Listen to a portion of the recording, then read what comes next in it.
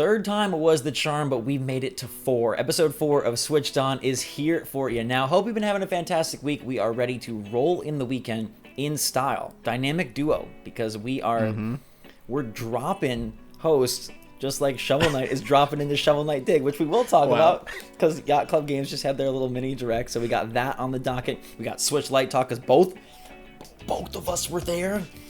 Both of us were there. Oh man, we got a little bit of new games that we've been playing, and we want to talk Overwatch and the potential for Tracer in Smash Bros. So a loaded show, a little bit of a shorter show because A, we're missing host, and B, Joseph is off on his own magical journey, not involving the Switch Lite this time though. Nope, just a hotel in Maryland. So there's that. It's decently exciting. It's yes, it can't always be a Nintendo event, and I do want to talk about the Nintendo event and kind of give a little behind the scenes there. But first, some housekeeping. We're live on Apple Podcasts. Thank you to all 600 comments that say we aren't there. We are now. So link in the description. Go subscribe. Tell your friends. All that good stuff. I'm gonna try to spread it like a disease around the internet. That's what we'll do. Oh, fancy water bottle this week. I know, right? Goodness gracious. Leveling up, man. I'm impressed. I'm proud of you and impressed. But thank you. So you traveled to Maryland. I guess the most important question is... Oh, but first, if you're gonna watch it on or listen to it on Apple Podcasts, please leave a review. That helps a lot. A rating and a review. Yes. We're okay with any stars. If you have a bone to pick, 2 stars is okay. We prefer 4 or 5, but 2 stars is okay. Reviews and ratings are just nice. Okay, on with the show. So did you drive or fly? I drove. Did you drive? Did you personally? I did not drive. This was a family trip, so luckily I got to dodge that bullet. But yeah, usually in August, me and my family like to go on a trip. Sometimes it's Florida, sometimes it's Maryland. A lot of the times it's the East Coast. I know. I thought about it. I was like, man, no, let's dodge that bullet. No, I'm kidding. I love going to Florida, but we usually like switch it off just because my family likes switching between these two places. Is your family like a big driving family? Like I always find that growing up, my family would drive everywhere. Like we would visit my grandparents 4 hours away. So I grew up thinking like drives aren't that big of a deal. But I find like now most people are like, it's 45 minutes away. Like it's a trek to another world.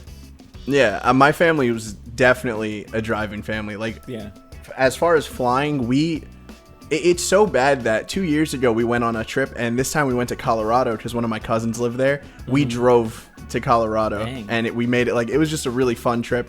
But yeah, so I'm used to being in cars for like hours at a time. So I'm kind of like distilled to the whole, oh man, a 45-minute drive thing. But even I do get like that because I live in New York where everything's a walk away. So anytime I'm in a car for too long, it does drag a little bit. But yeah, it's fun.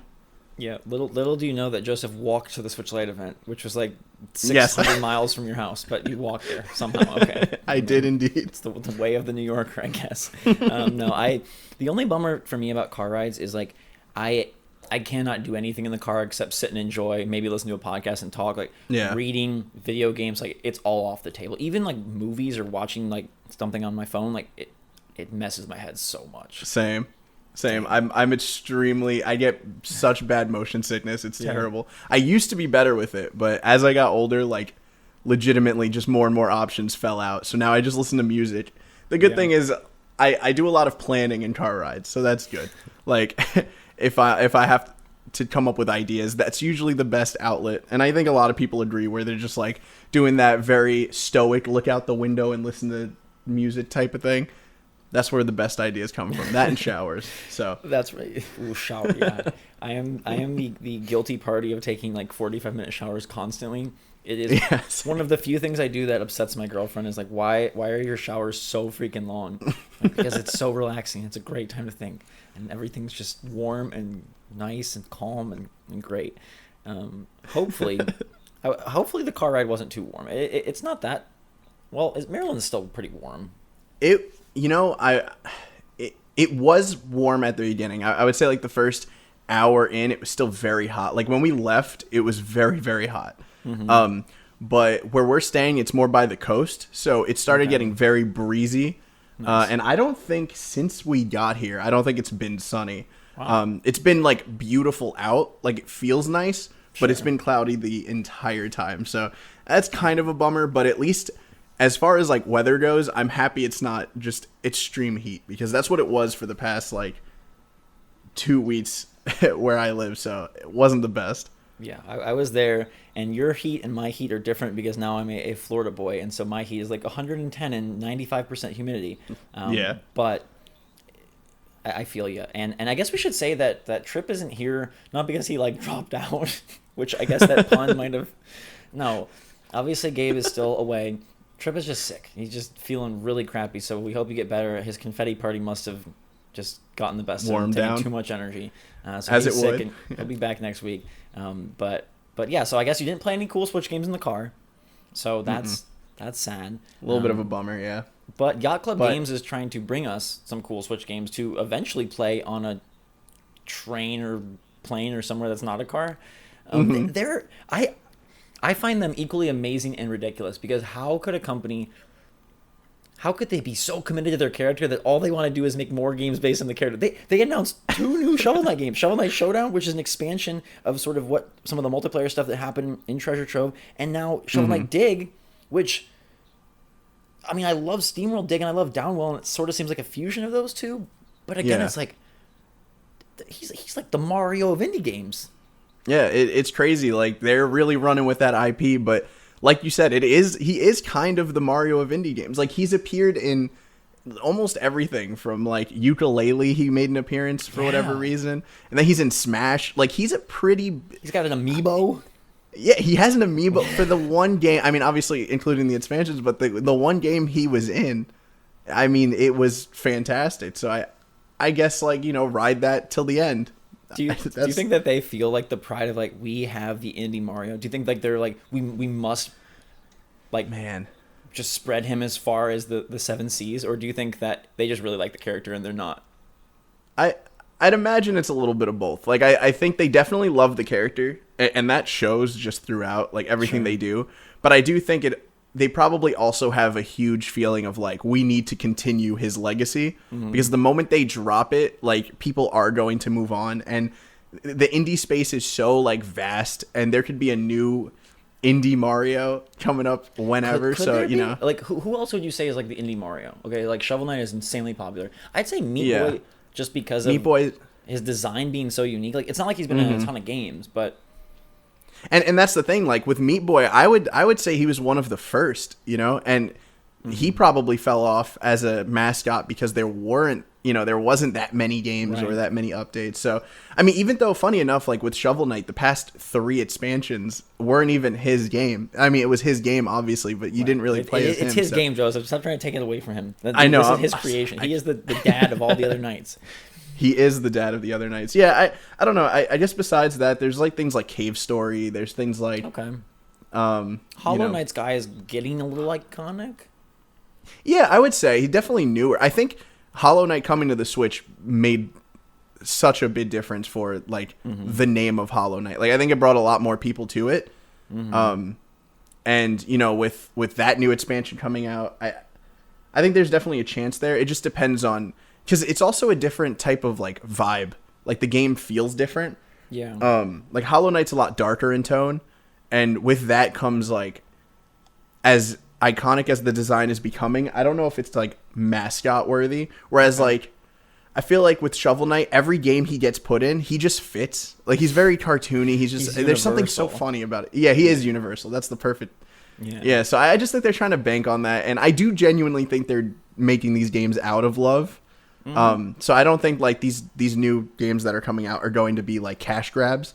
I think they are genuinely going to be fun. But like you said, it is kind of funny that they're just going to be like, let's just keep making Shovel Knight in every aspect.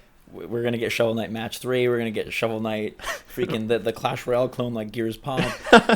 I also would throw an honorable mention to Cuphead. Like, I know he hasn't been in anything except his own, but Cuphead would fit in a lot. He's got that indie sex appeal where he could just be spread across every genre. Like, hey, Cuphead in a fighter, Cuphead in a puzzler, Cuphead in a platformer, like Cuphead in a... We need Cuphead Dig, is what I'm saying. Cuphead, yes, that's the next step. I'm actually surprised that Cuphead didn't get a Smash like incarnation at all, whether it be character or trophy. Or not trophy, whatever they're called. he wasn't forgot there. the new things. Yeah, he wasn't there. He wasn't a part of the Nintendo family. So, well, anyhow, they announced some new stuff, and the one that I want to focus on is Shovel Knight Dig, because I think it looks very interesting. It's like I said, like Downwell meets SteamWorld Dig, and at first it looked like a mobile title, like kind of more of like a score attack, but it's on their website. It's for Switch, so instantly much more relevant for me. And they're calling it like a full big adventure, and they said they've been developing it for over a year already.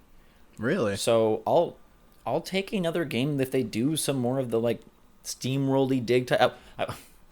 Image and Form must be like, God, we Dig is our thing. You can't have Shovel Knight Dig. They should get a partnership though. Like I want the SteamWorld characters to appear in Shovel Knight. Yeah, I think that's definitely a possibility. I mean, again, with just the reach of Shovel Knight, I think that, you know, Yacht Club could easily just be like, hey, can we include a cameo? Okay, like, so DLC for SteamWorld Quest is Shovel Knight is a new playable character. He has his own deck of cards because it's the freaking king of cards, right? It makes sense. And then SteamWorld has some of their characters go over to Shovel Knight Dig, and we're golden. Yeah, I think you just wrote that yourself. I think, or you leaked it. It's too good. No, it's too good. Don't say that. Don't say that. Yeah, then it gets announced. That's dangerous. No, but I'll play it. I mean, I'm more excited for Dig than I am for King of Cards, honestly, just because I've experienced that kind of Shovel Knight multiple times and on multiple platforms and retreads, whereas, like, this is something brand new. And even though it is Shovel Knight, like, I guess that game doesn't get any better if it's, you know, little bunny Dig. Like, it's good that it's Shovel Knight. It's just funny to see them, like, Shovel Knight's like the Batman of indie games. Like, you just put him in everything. There you go. And it just works, yeah. King of Cards is coming out in December, and then Dig will be out next year. But they do have a demo at PAX West. Sadly, we're not there. I don't go to all of them anymore, but I went to East, and I had so much fun. There were so many Switch indies that I really wanted to go to this one. But it's less of a bummer because we did get to go check out the Switch Lite last week, which was awesome. Man. And now we are free to talk about it, which is even better. It was so really excited. It was really cool. And we'll talk about the event a little bit after, I guess, the Switch Lite itself. But what was your like gut reaction to it? I mean, obviously, like, first off, it was an honor even being able to go. I'm glad that we can finally kind of discuss this in the open. It was pretty. I don't want to say like last minute, but you kind of told us about the event. And obviously I was jealous because we always just talk about the light. And then you were just like, hey, you know, do you know how to work a camera? You want to come? And I was like, yeah. Thankfully, I happened to live very close to it. So yeah, that was nice. Yeah, that was a perfect chance to do it. So I was already excited. But, you know, I have to say, when we finally got to the area where they were kind of being held, yeah, I was just so giddy. I think I was so just, I mean, like, it was like a childish excitement. I was like, oh man. Christmas morning excitement. It was a Christmas morning excitement. It really was. And it's just, it was especially tough because then it's like, okay, well, we're going to give you this. I mean, we were there for like, what, an hour, maybe like closer to 2. I mean, it right? Like an hour. Closer to 2, yeah. Yeah.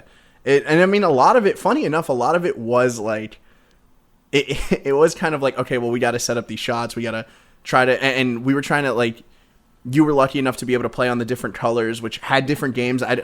We couldn't, like, there wasn't really a reason to discuss that, but each color had a different game running on it, like, by itself. Like, that was it. So, being able to get those different shots were, like, you know, it was fun. But, yeah, I think, like you said, it felt like it went by so fast, even though it was a while. But, yeah, the whole time it was just really fun. The area itself was super pretty. It looked like a Nintendo commercial. That's what they told us when we got there. And yeah, I think the whole time it was just really fun. Even just shooting and trying to make everything look good and all that. It was just really fun. And I think even having everybody around also doing their own thing and trying to hurry up, and yeah, it was a really cool like environment, I'll say. So what about the Switch Lite? What about the Switch Lite? Oh god, the Switch Lite was cool, man. No, the moment you were like, here, you can play. Number one, you passed me Mario Kart, so that was already the best. And the only thing is that you decided to pass it to me when we were playing on Rainbow Road. on the Mario Kart 8 Rainbow Road. I hate that stage. I love you so that much, man. I wanted you to gotta show off dot your some best points. skills.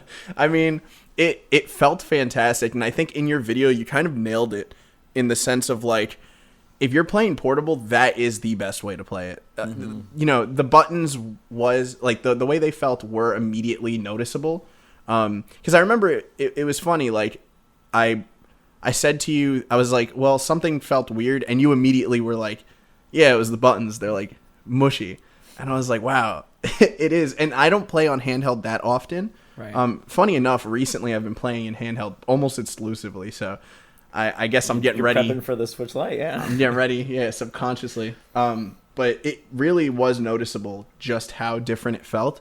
But yeah, I think as far as what the system is trying to be, it nailed it 100%. I know a lot of people are like worried about the drift issue, like the Joy-Con drift issue, and obviously I don't think there's really a way to figure out if that's a thing. Like, we're not gonna be there and playing with it for like 40 hours. But I'd imagine that by this point they have something worked out because they're not going to. We'd like to imagine that they don't want this to be a Red Ring repeat. It's like God. Every console is drifting and we don't know what to do, and you have to send it in because you can't take it apart yourself. Yeah. And especially it's even worse because at least with the Joy-Con it's like, oh, you could send it in and get a new one. With the Switch Lite, that's attached, so a little bit tougher to do. But like with all that said, I think it's a fantastic system. It again, like reiterating what you said, it's not something that you need. It is very much a want, and the whole time we were there, I was like, I want this. I want this right now. They're just so good at these iterations that really make you feel like it is an upgrade, even if it's a parallel or even if it's in some ways a step back. And I think that's just like whether you want to call it the magic of Nintendo or the trickery of Nintendo, it's like we came out with the system that you're going to want, even though it's removing some things, because what it does do is it does so well. And it's interesting because at the event, it's all 20-somethings, 30-somethings, and this system is targeted most specifically, I think, to younger players. And it's interesting that market, obviously I'm sure they focus tested and all that, but in these videos or these reviews that you're reading or these news reports, you're getting the perspective of a more hardcore or an older gamer or someone that it's less targeted toward, and yet the response is still super positive. And I think that just goes to show, like, when we say they nailed the build quality, they really nailed the build quality. And it's not I felt like the 2DS was one where it was like, okay, this does not make sense for me in really any way unless I want to be a collector. Yeah. But here it's like, no, like if you are a portable player, and I don't know about you, your hands are bigger than mine, but I like how it feels. Like it's a better feeling system minus the D-pad because it's close. Not that the D-pad feels bad, the placement was a little bit. And it's not like it's in a weird place. It's only because they're closer to the screen. Yeah. And therefore, it would be the same case if the buttons were there, right? It's not the D-pad's fault. It's just that to me is the only negative about the smaller form factor. But did you feel like the screen, we didn't lose much? Because I know that was a concern for people. Like, is the screen going to feel much smaller? I didn't feel like it's really that big of a difference. Yeah, I think I agree. A huge thing that I was really trying to think up in my head was going immediately from the regular Switch, like having played it, hours before that event, and then playing the Switch Lite, and even taking out my Switch and holding it, when we were out there. Really switching between the two wasn't as jarring of an experience as I think people are imagining it to be. It is a lot smaller, but the screen sacrifice, is not. Honestly, I'm gonna be real. If I wasn't told the exact amount and I didn't see them side by side, I wouldn't think it was as big of a. I guess I don't want to say because they really did shrink the screen. It's they did, inches. but yeah, and that's the thing. You would not be able to guess that number. I don't think you would even imagine that they did. Shrink the screen. It does just feel like it became a tighter system. And I think even what you're talking about with the buttons being a little bit closer to the screen, I could have easily just thought that that's what they did. and they kept the screen the same size. Like, it is such a minuscule difference that, you know, it wasn't something that I was immediately like, oh, well, no, I don't want to play games on this screen. And another thing is, because it is a little bit smaller, like, again, very, very, it's such a slight difference, but everything does look a lot tighter. And it does look like, I don't want to say more clear, but there is like an effect where if things are smaller, they do appear a little bit more crisp. And, you know, you pair that with just the look of the Switch Lite, it just looks cleaner. Like, it looks like a more clean experience rather than... Almost quite literally, because it doesn't have our fingerprints on it. Like, we were talking about that at the event, we're like, is it actually looking crisper, or is it the fact that we have touched the Switch screen so many times over the last 2.5 years that it's gotten a little messed up? Yeah, it's crazy. And a lot of it is, like, us wondering how much of this is mental, because the Switch Lite really is such a nice looking and feeling system that it really does, in a strange way, it feels a cut above the regular Switch, even though it obviously has some like glaring omissions. But it, as far as like the system itself, if anybody hasn't gotten a Switch yet, I still think I would recommend the Switch Lite. Like, I know it's very different and it's not a console anymore, it is a handheld, but with that same exact library, it's kind of hard to not be like, yeah, get the Switch Lite. It's $200. You're able to play all these big games. No TV. No Mario. That is true. How are you gonna play Super Mario Party and pull out your ally phone? You can't even call your allies because you can't play multiplayer. Although we did break the mold and we set it up and we played tabletop light mode, which does work and was fine and was less of an issue. Like, I play tabletop a lot, and because the screen isn't that much smaller, and as long as you have something to prop the light up against, like, it's really not that bad of a deal. Will it be a problem if you're trying to play 4-player multiplayer? Yes, but that's a problem on the Switch.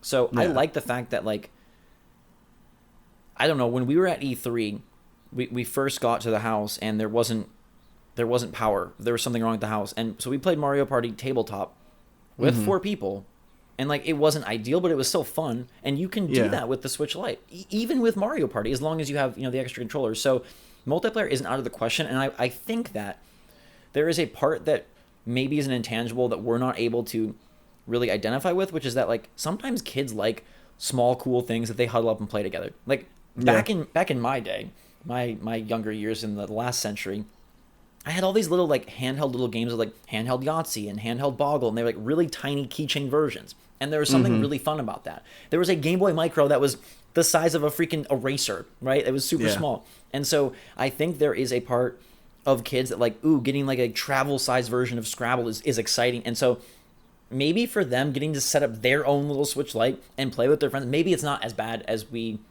would think it is. Yeah, and I think that's definitely what Nintendo's going for. I think this system's kind of a catch-all in the sense that it definitely feels like it's being marketed towards kids with the bright, like, very, very attractive colors. And, of course, the fact that it is smaller, it feels a lot better. So it doesn't feel like it's going to break. Like, my baby cousin has a Switch, and every time he holds it, I almost have a heart attack because I'm just so afraid that it's going to, like, he's going to crack the Joy-Cons off. But so in that sense, there's that side of it where it's like, this does definitely feel like it's built for kids, but also, like you said, everyone who went to this event was older, and I haven't seen, since everybody started talking about it, I haven't seen like a single negative thing. Like, the only negative is the fact that the Switch already exists. So, like, for some people, this might be, you know, redundant, something that you can pass. Exactly. But none of the, I guess, negative comments come for the Switch Lite itself. It's not like, oh, this system's bad.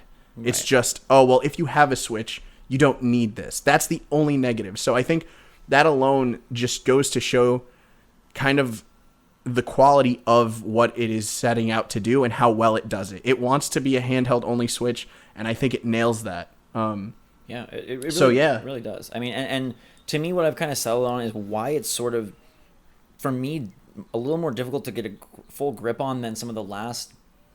It's really actually nice to grip because it's like a matte finish, but than some of the other Nintendo iterations, is because often cheaper means worse build quality or worse ergonomic experience. And I've settled on the Switch Lite is a better build with less features. And I think that's just like kind of confusing to the brain of like, it's cheaper and has less features, but it's also better. Like, Weird. I've also settled on that the Switch Lite is basically the true realization of the Wii U gamepad. Yeah. Because now it doesn't detach. They did it. Now there's no Joy-Con. It's just one little nice little consistent unit, and it plays awesome games, and it has a touchscreen. It's got gyro, and it works, and you don't need the TV. It's the Wii U gamepad realized. I mean, I know that's what the Switch is basically, but here, since there's no Joy-Con detaching, it's like, no, now this really is a gamepad evolved. Yeah, and it is interesting that they, it's funny you say that. I wonder how far back in development of like the actual Switch did they think that this was going to be a step? Like, did they know out the gate that they were going to put out the actual, regular Switch, and then couple years down the line have this handheld, which, to me, because like you said, it really is the Wii U gamepad finally coming into its own, like being able to play AAA or like these exclusive Nintendo games, these first party games that, until the Switch, we couldn't really imagine playing anywhere. But the Switch gave us that, and now we have it in the most compact we've seen thus far.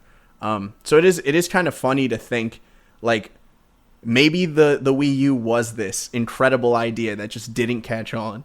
They just didn't have the tech to make it fully realized. But now here we are. It's coming back. And the important thing is, like, the colors. So I've seen camps in all places. We've got the it's like Fire Emblem Three Houses all over again. We've got the yellow camp. We've got the turquoise camp. We even have a gray camp. I've seen Camp Gray. They are small but mighty. So yes. So my camp was turquoise, like, for sure. And then I got there, and that yellow is really nice. It is a sorbet. It is a sherbet style yellow that just it's got a feel to it. And it's funny because my brother was the yellow Game Boy Color player, and I was the turquoise Game Boy Color player.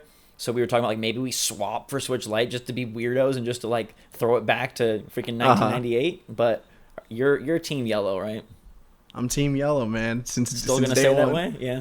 I will say the other two colors, even the gray, has grown on me a little more. Still definitely the last in which one I want. But I think seeing them in person, man, it does make it a little harder, because you're like, all right, these two, like, especially the turquoise and the yellow, I think are just such gorgeous shades. Like, they really, really, really pop in ways that, like, I have the Pikachu and Eevee Joy-Cons, and I always thought that the Pikachu yellow was, like, a great yellow. I took that out, and we had it side by side with the Switch Lite, and battle. I felt like I had to go home. Like, I felt like I lost that fight, and I had to go home. Yeah. This yellow is a better yellow.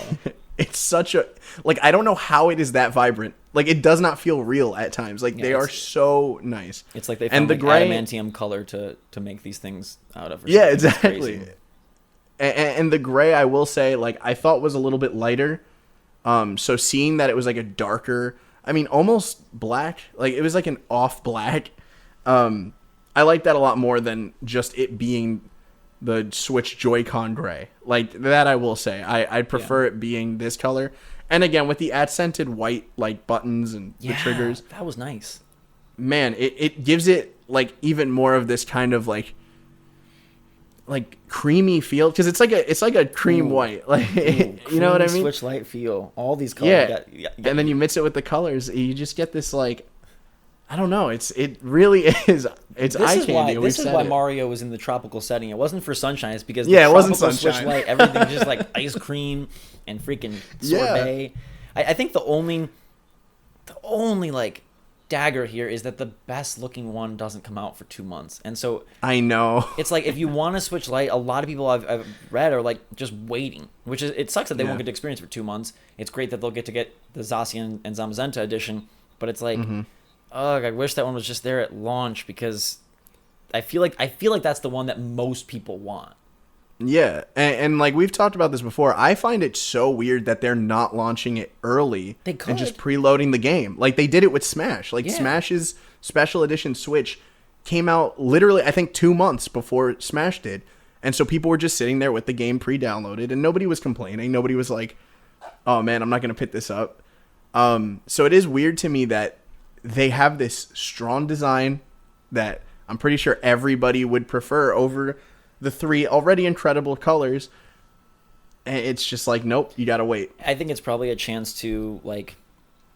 It gives them a second oomph, right? Because you launch the Switch Lite, you get all the hardcore people that want Zelda and that are just diehards, or pre-holiday rush, and then you get that second holiday bump of like, ooh, something brand new, and it gives it fresh life. Obviously, they'll up the marketing for Switch Lite before holidays, but now you have a really cool console to go with it. I think the best news out of the Switch Lite event is that, well, it's kind of like the Switch Lite itself. The best news is also the worst news, that it's awesome, and therefore, hey, say goodbye to $200 because you're probably going to want one, even if you already have a Switch, and it is a first world problem type solution, but like part of me is like, okay, I'll eShop on the Switch Lite and I'll like main game on the docked Switch, and like I know that is so freaking silly, but it may be how I go. I may, depending on how easy that transfer is, I may like, because you can still take the regular Switch on the go. So if I throw Doom Eternal on there and want to play handheld, it's okay. But maybe I'll just make the Switch Lite like, hey, I'm gonna throw a 64 gig memory card in there and just load it up with all my favorite roguelites and all my favorite indies, and just have that be my like, this is my eShop boy ready to go. Yeah, exactly. Just keep that one by your bed, so if you ever wake up and you just can't go back to sleep, you just grab it. Yeah, it is interesting, because I think that's kind of the bigger thing that people probably don't think about is, once this Switch Lite is in your hand, what do you do with it? Like, what does it do that your Switch doesn't? And I think that's kind of the big question that, like, there's two types of people. There are the people who already thought that, and then there are the people who are going to think that once they have the Switch. I'm definitely the second type of person. I'm going to get that Switch Lite. It's already pre-ordered. I'm going to get it, and I'm going to be like, all right, well, like you said, what games do I put on this? Like, when do I use this? Right. So it is first world in that sense of things. But I do think that it will be a lot easier to travel with. So I think there's a little more credence to, like, if you're running out the house, you just grab this. Right. You know what I mean? And a USB-C cable, and you're good. Like, you know what I mean? So in that sense, like, that's kind of what it's going to be for me. It's just going to be the handheld side of things. And it's going to alleviate that for my other Switch. But I think if I'm still going, like, on a trip like this where I'm going to a different state and I'm going to be away for a while, I'm going to pack my dock. I'm going to bring my regular Switch. Okay. Yeah, and I'm just going to, and that's going to be my thing. When I wouldn't bring it. Except I've got the weird YouTuber problem, which I know is, like, uber specific, but there is a reason for me to have both in that sense, because I can't record the Switch Lite, which it's a feature that 99.8% of the people don't care about, but it's one that bugs me, because it would be nice, because now there are games I have to keep on the regular Switch if I want to record them, if I want to capture them in any way, or just double it up, I guess. That's probably not going to be possible. I don't think the transfer will be that friendly. Although there is Switch game sharing, so that's a thing that's workable or whatever. My cat is moving my mouse. I'm so sorry. I'm drawing on your face with the mouse screen. He wants a Switch Lite. Everyone wants a Switch Lite. Even the animals want the freaking Switch Lite. The event itself, though, just to give a little background here. So, like, the way this worked is it was an hour and a half slot, and we went up there, and they like bring you up at your appointment time, and I'd say there's probably 6 or 7 outlets, groups, like either representing a channel or representing a website. Yeah. And we each had our own area, person, and Switch Lite. So we were like assigned, like, here's your Switch Lite, here's your person, here's your area. I thought we got a prime real estate area. We got in front of the window. Oh, for sure. On a nice little couch. Some people got like a table, but we got a couch. The pillows matched the colors of the Switch Lite, so the decor was very consistent. And then I guess I was a little picky, because like they assigned us a gray Switch Lite with Breath of the Wild. Off the bat, yeah. And I was like, okay, well, the coolest part about the Switch Lite at first blush is the colors. So can we please have a turquoise? And they're like, you can have all the colors. And I was like, dude, like taking candy from a baby, that was easy. And they had Mario Kart 8 Deluxe on the yellows. They had Mario Maker on the blue, and they had Breath of the Wild on the gray. So that is what we played. Yeah. Their game choice was interesting. I was hoping that they would have that be an opportunity to like show off more Astral Chain and Luigi's Mansion, or Link's Awakening that comes out on the Switch Lite. Like, that would have been same day smart. Yeah. But alas, it was older games. But I guess maybe that also kept the focus on the system, because you're like mindlessly going through Mario Kart, mindlessly going through Breath of the Wild, and it just then allowed you to focus more on the feature set. So perhaps it was a genius move, a better choice, on their part. And you kind of just got to play it. They had people there that ask if you have any questions. You could ask questions. We got to go over to this like lockbox glass cabinet display area that I wonder if that'll go in any like major stores. Like I wonder if that was just for that event in Gamescom, or if that'll be like throw that stuff in like the freaking Times Square Target or Best Buy or whatever, and let that go to work. I could see that.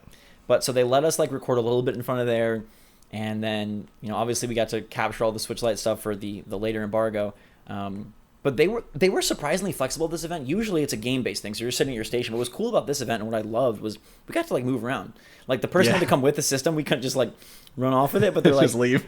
Hey, like, you want to go outside? You want to sit over here? What do you want to do? And they let us kind of move around freely and experience the Switch Lite in different locations, inside, outside, which was great for testing out the system and great for the the video shots. But it just felt like, kind of like you said, like this commercial experience, like, welcome to the world of Switch Lite. You've stepped into this room where the only thing that exists is the Switch Lite, and now you get to experience it for an hour and a half. And didn't feel rushed, didn't feel hassled. They had water bottles and some light snacks, some little like slider sandwiches, and a few other things that we had no care about because we didn't all worried about the Switch Lite the entire time, which is kind of how those events go. You're like so focused, like, I don't care. I mean, we got water. We mixed up our water bottles, which was that was a struggle. And then Zach was just carrying 2 water bottles at the exact same amount of water. They had so much. I was like, I don't want to just dump these. That looks so bad. Yeah. So we dealt with our water bottle problem. We messed around with the Switch Lite. And we were on the same roof as freaking Tobey Maguire and Spider-Man. Yeah, I went home and I immediately looked up the scene because I was like, this is definitely... So, like Zach said, there was a kind of an outdoor area. It was this beautiful... I mean, like, that roof was just gorgeous. Yeah. And so they were like, oh, yeah, you want to take this outside? And we were shocked because we didn't know that was an option. Right. And I believe we were, like, probably the first 2 of our group that went out there because I think before that... We can go in the mysterious beyond, like there's something beyond these walls. Exactly. So there's just a security guard who opened the door for us, and then boom, we're outside and we get to play out there. So we were out there, and then I was like, is this the Spider-Man roof? And the guy who was following us was like, this. You know what's funny? I mean, I was young when that movie came out. I'm pretty sure that was the first one, so I don't even know how that memory stuck. But man, I saw that and I was like, this is the Spider-Man roof. So we were on that roof and we were just chilling, talking about Switch. And yeah, that's another thing. I think everyone there was like very nice because obviously from my experience, I don't often go to events like these, but I'd imagine like in my head, it's a lot more cold, like because you're with all these officials and I don't know.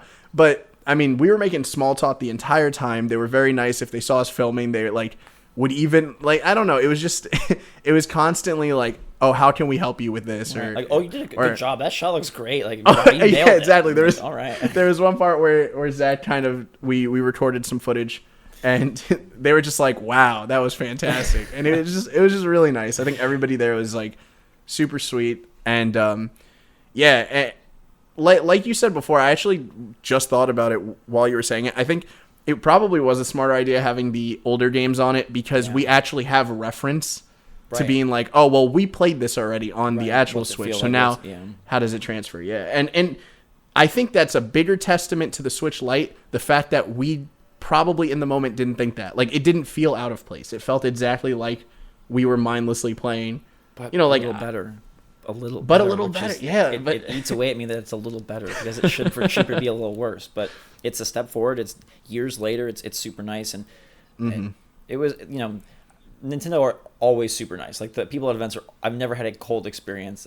Occasionally things are a little awkward, but no, they're always super nice and always eager to help. And that one in particular, I think they wanted everyone to have as much help as possible to showcase, the Switch Lite. And also just so people know, I guess, like at those events, there's no requirements of what you have to say or what you can't say or how you have to cover it. It's not like a very like curated experience in that way. They just give you an embargo and then you can say whatever the heck you want. I mean, if we hated the Switch Lite, we would have told you we hated the Switch Lite. Yeah. Luckily or unluckily, if you wanted to save money, we didn't hate it. We liked it a lot. Yeah. And I think if anyone gets it, I don't think you're going to be upset. Like maybe you don't get it because you don't need it, but there's no way that I think someone gets this and thinks, oh, this sucks. Because it is, it makes me very excited for the Switch Pro because yes, the Switch Pro will probably have Joy-Con. Yes, it'll be dockable and portable. But if they can take some of the build quality advancements they've made here to that and find a way to maybe make the Joy-Con a little less bendy, make the system feel a little more cohesive, then that is going to be the best of both worlds. And then on top of it, have extra features. That's the one that I think everyone's most excited for. And so the Switch Lite has proven to be a really nice alternative, but the Switch Pro will probably be a must-have for most people, given that it will add and incorporate some of these elements. I'm sure it'll have great battery life and a great screen. We saw like the Sharp, the reference where Sharp is making screens for some Nintendo thing, and probably that. So probably gonna be a while, but that's one to look forward to. In the meantime, the Switch Lite is pretty fantastic.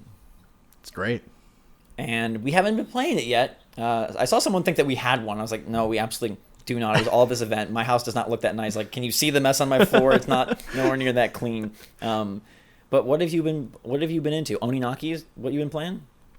Yeah, so mainly Oninaki because I did decide to buy it, like we talked about in the last podcast. I did pay the $50, and I came to the realization that Astral Chain is going to be out in a couple days. I have to beat this game because if I don't beat Oninaki now, I'm not going back to it.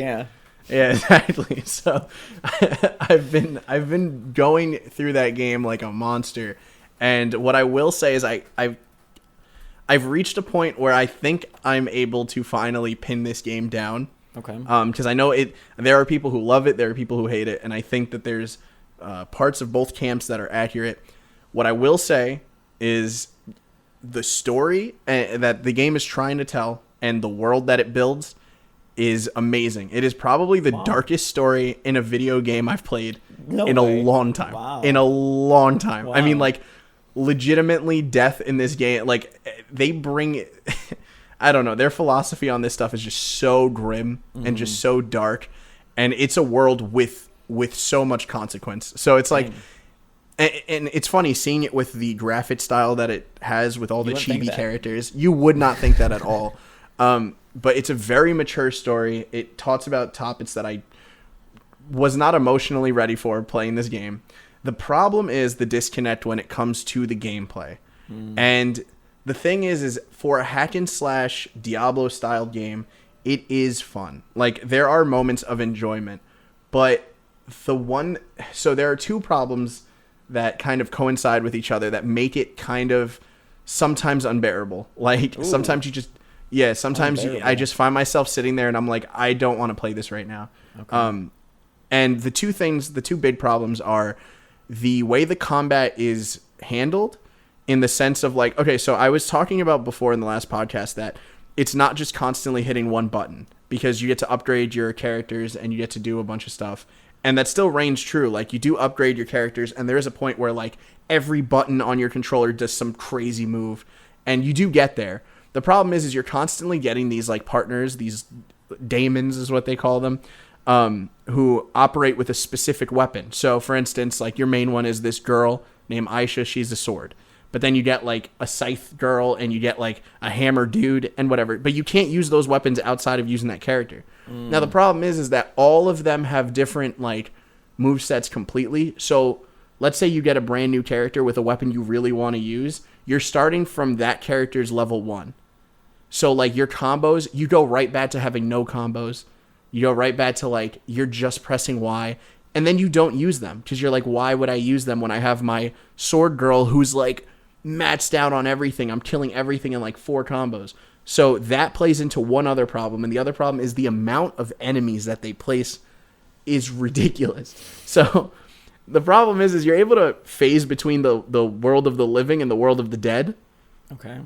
And on both sides of that spectrum, there are different monsters. So you can clear out a section in the world of the living, you switch to the other realm, and they're all back. And, like, it just feels so mindless. Like, you're just constantly doing stuff.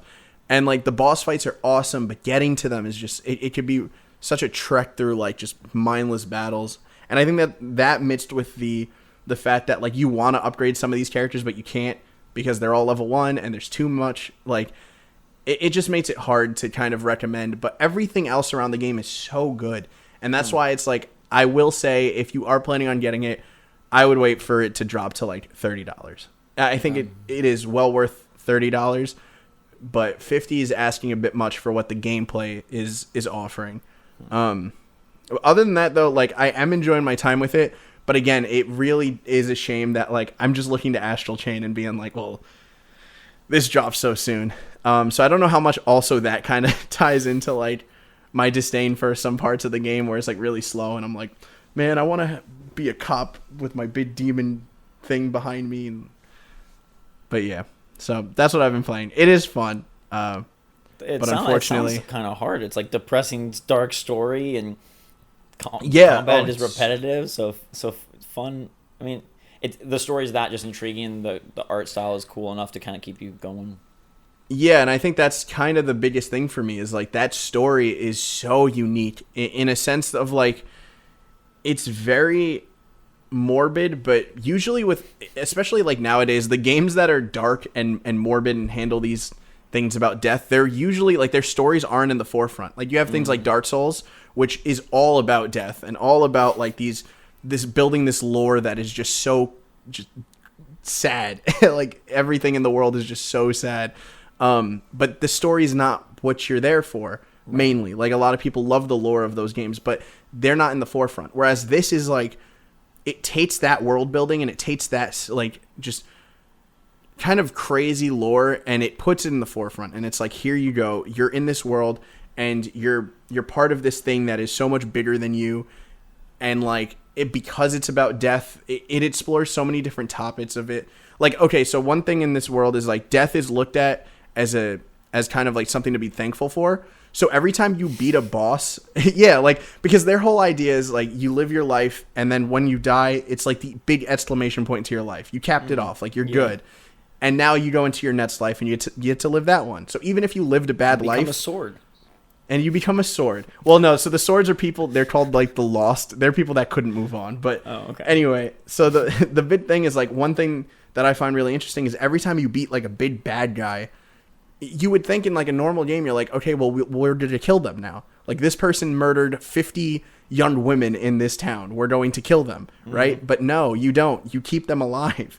and you just imprison them because death would be considered too honorable. Like, yeah, so it's, like, such a weird...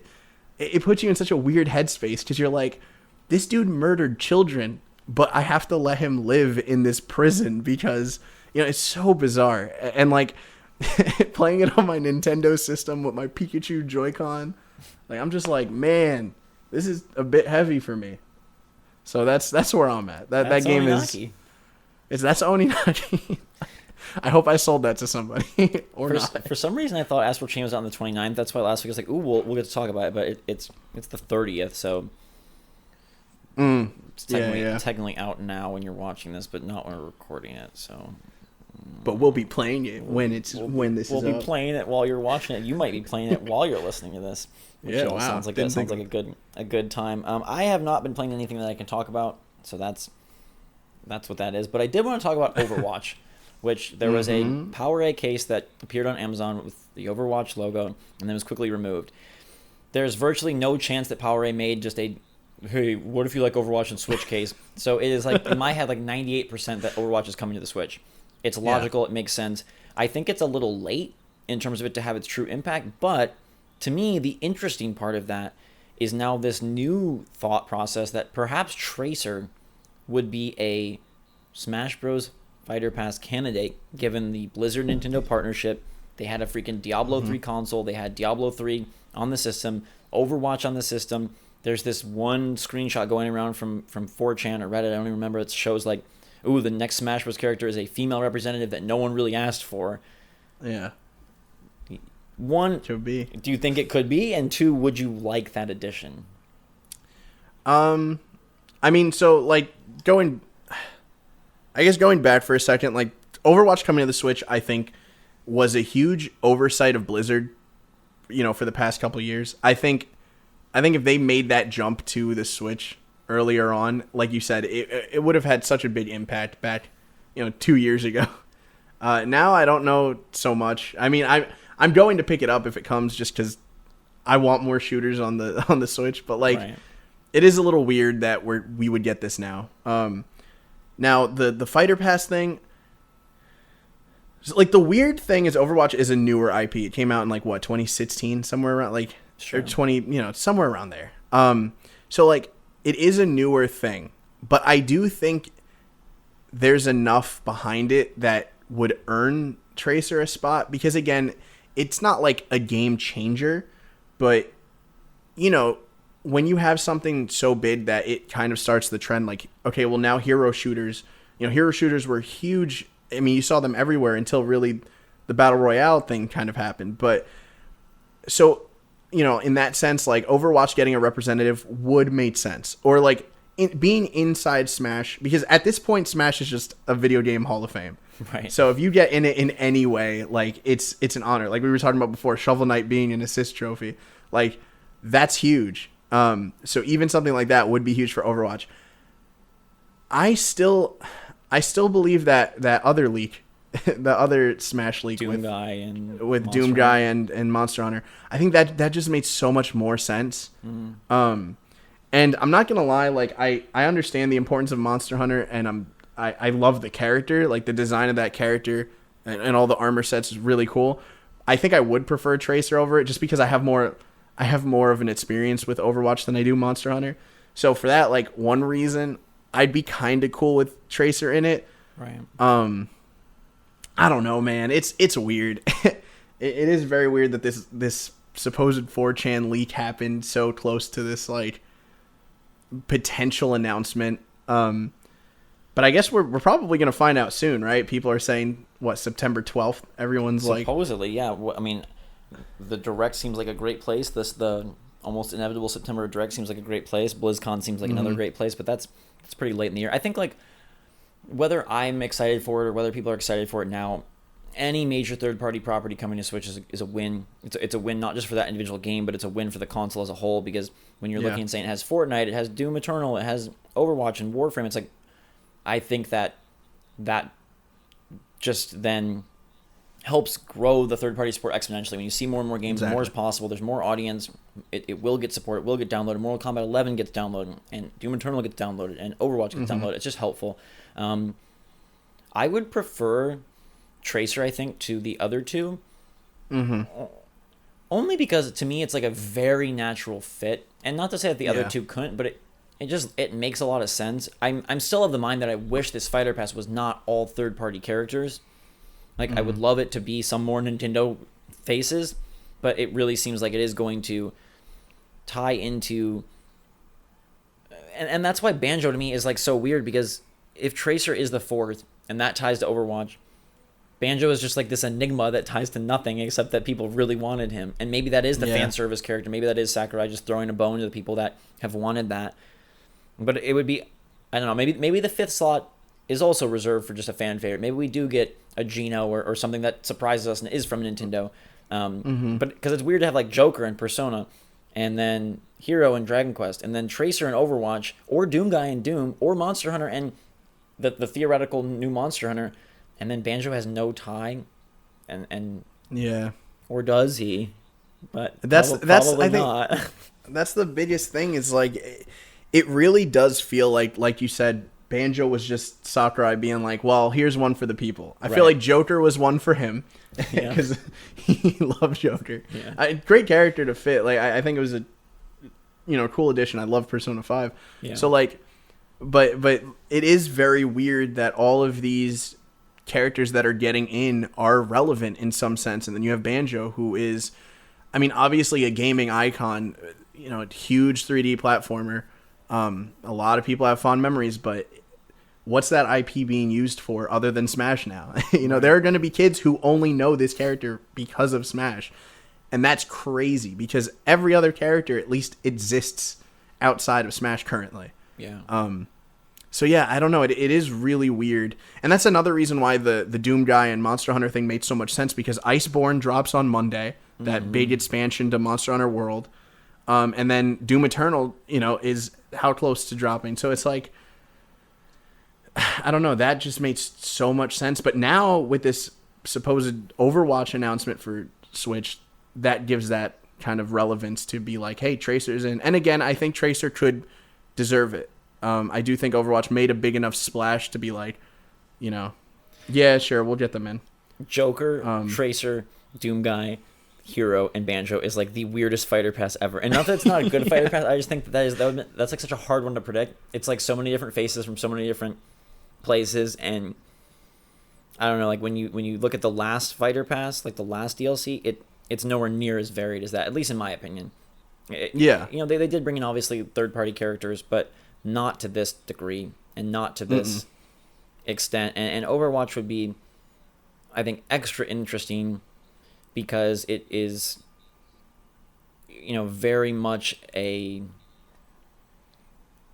like, it, Overwatch, I guess, you know, with Fortnite now there, I was just going to say, like, Overwatch to me does not fit in as much with, like, what Nintendo typically does. It's like a heavy esport, and it's, like, very popular, and it's, you know, it's a very, like, Western popular title, and it's got some ties that don't typically equate, but I think it also shows the way that Nintendo is expanding, and a lot of those barriers are being broken down. I will say the online better be great for Overwatch because people will be bothered by that, and it's not like the online's terrible. Like, Fortnite is doable, right? It's not like, oh, Fortnite's a mess on Switch, but I know I've seen a lot of people express concern, like, man, Nintendo better figure out NSO before Overwatch launches, because if not, like, that game, people want the competitive league play and competitive seasons, and so it's a good get. I still wish it was Nintendo characters, but I feel like we may get that Tracer trailer soon. Yeah, I think if we're gonna get it, it has to be soon. So that's gonna be interesting. No matter what, I think we're getting something. Yeah, for sure. Direct time, please. Give it to me. Give it to me. And we're gonna give you your questions that you gave to us every week. Thank you so much. You can find us on Twitter, twitter.com/SwitchForce, where you can ask us questions about things that you are interested in. About us, or about the Switch, or about balloon poppers, or missing hosts, or whatever you want to ask. The first question comes in from Chaz MKE, who says, as summer draws to a close, and in the Midwest at least, the remaining days of frozen treats are numbered. I gotta know before Wisconsin freeze is over, what are your favorite frozen treats, and what are your favorite ice cream flavors?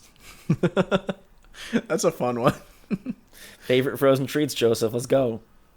Man, frozen treats. Treats. That's tough. I feel like I don't often eat frozen treats. I don't want to be that guy. Gosh, okay. But I think, I don't know if... Do you have a frozen treats off the top that you could... Yes. So I have two. One is I really like these 3-stripe popsicles from Trader Joe's. They have lemon, strawberry, and raspberry. They're very good. They're organic popsicles, so I know they're coming from a good place, and they're very delicious. But I have, and it's only developed as I've gotten older, I have this horrible, like, premonition sense about people biting cold things. Like, if I'm seeing someone eating something cold, like, it makes me, you like... feel it? I'm just like, if you bite that, it's going to send me into, like, a shock. And my brother and my girlfriend both have no problem just, like, biting the heck out of popsicles. And I can't stand it. It's such a weird thing. When I was little, like, scratching your fingers on the chalkboard did nothing for me. Or, like, cold stuff did nothing. But now I'm like, oh, my God, you have to stop that. Like, it's horrible. But I really like those. And then I have these, what is it, coconut milk, like, salted caramel ice cream bars that are dairy-free and really good. So those are my two. Oh, favorite ice cream flavors, though.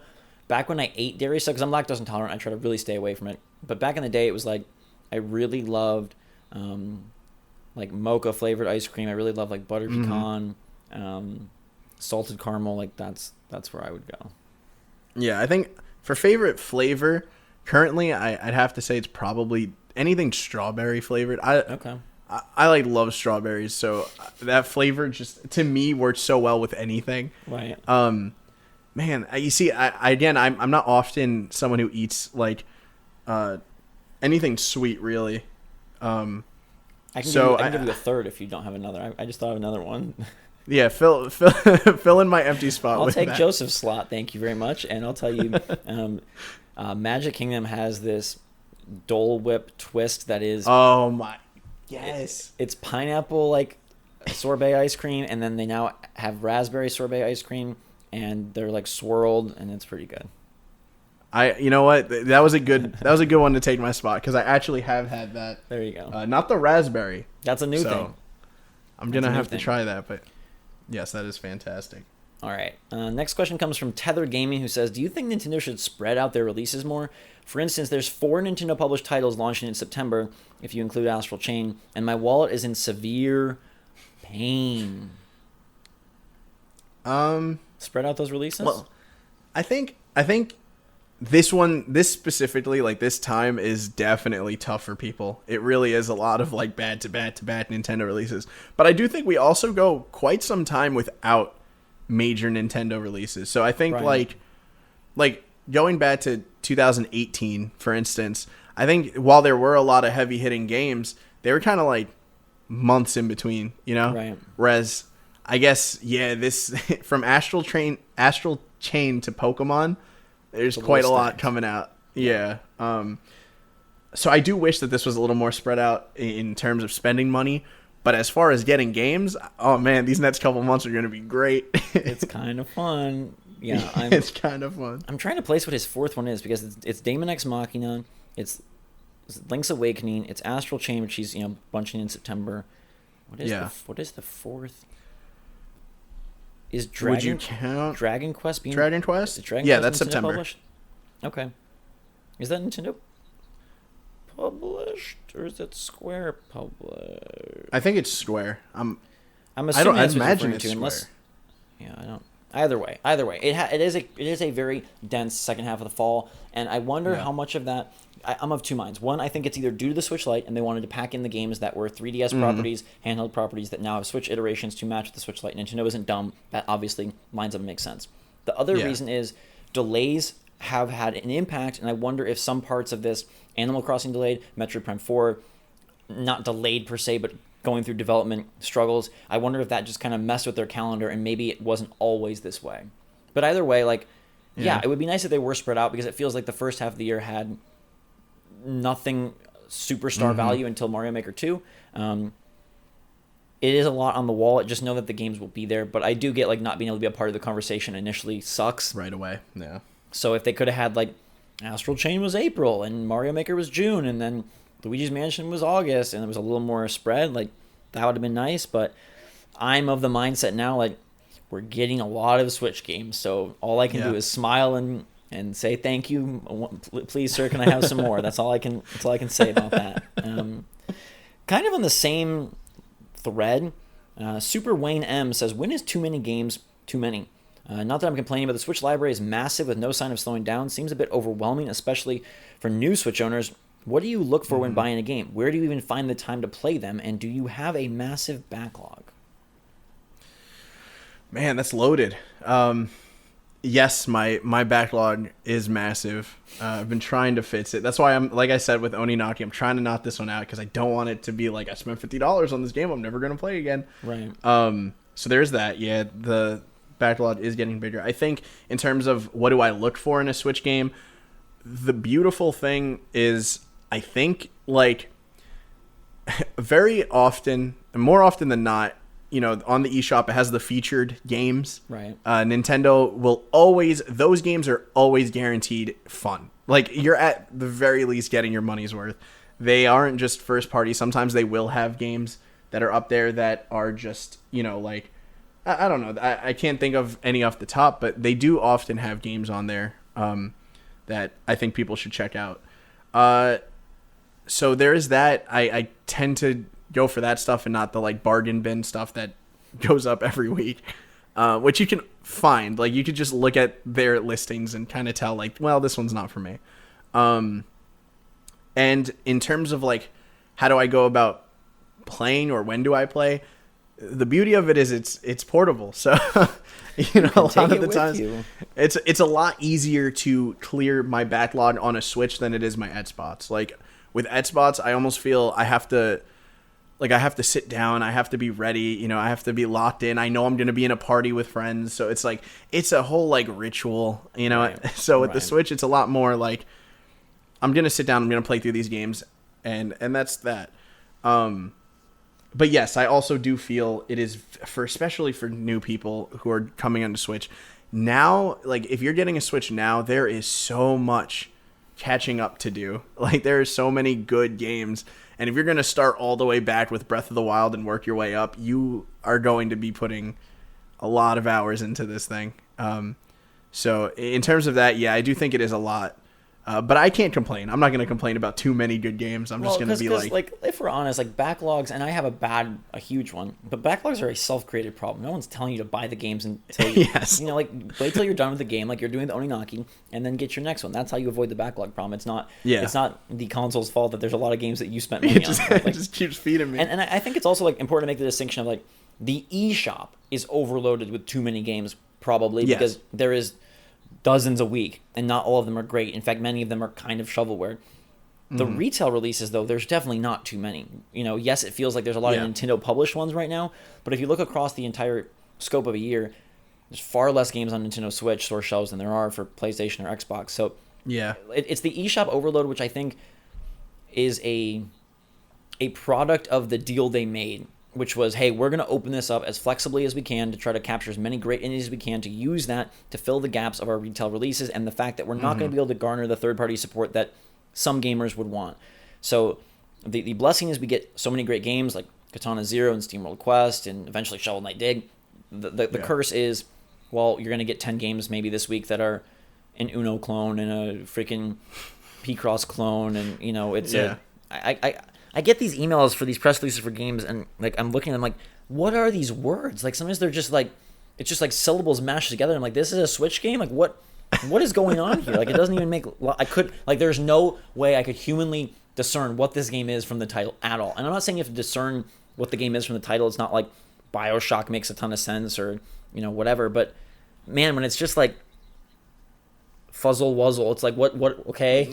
Thanks. What do I do with that? I don't know. So yeah, I think the eShop is overcrowded. How do I play games? I'm terrible. I don't play as many as I'd like, and I don't clear my backlog as fast as I'd like. So I'm with you. I want the answer to that. I don't know. I think it is. I think your strategy is the strategy. It's the diligence of getting through a game when it's out and when you're into it, because it's so hard to turn back and be like, well, I could get ready and play Control, which is out this week, and I could play Astral Chain Friday, but really I should go back and make sure that I finish Fire Emblem. It's like, that's a tough ask, especially as the months pass. It's like, wow, I never finish, the DLC for Mario plus Rabbids. Well, going back 2 years when you have games coming out, it's just like, it's tricky on the heart, I think. I think it's hard to have that. It is.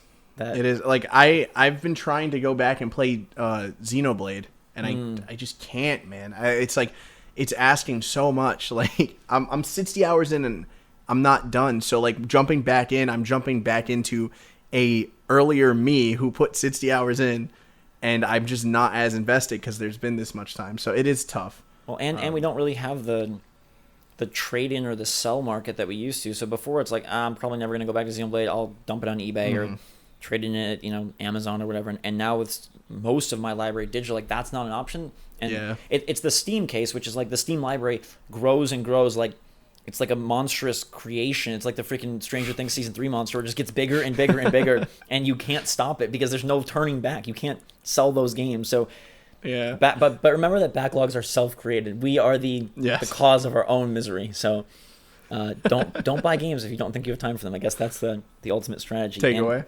And we don't have a ton of time this week, so it is going to be a shorter show. We are actually going to wrap up. Joseph has vacationing things to do.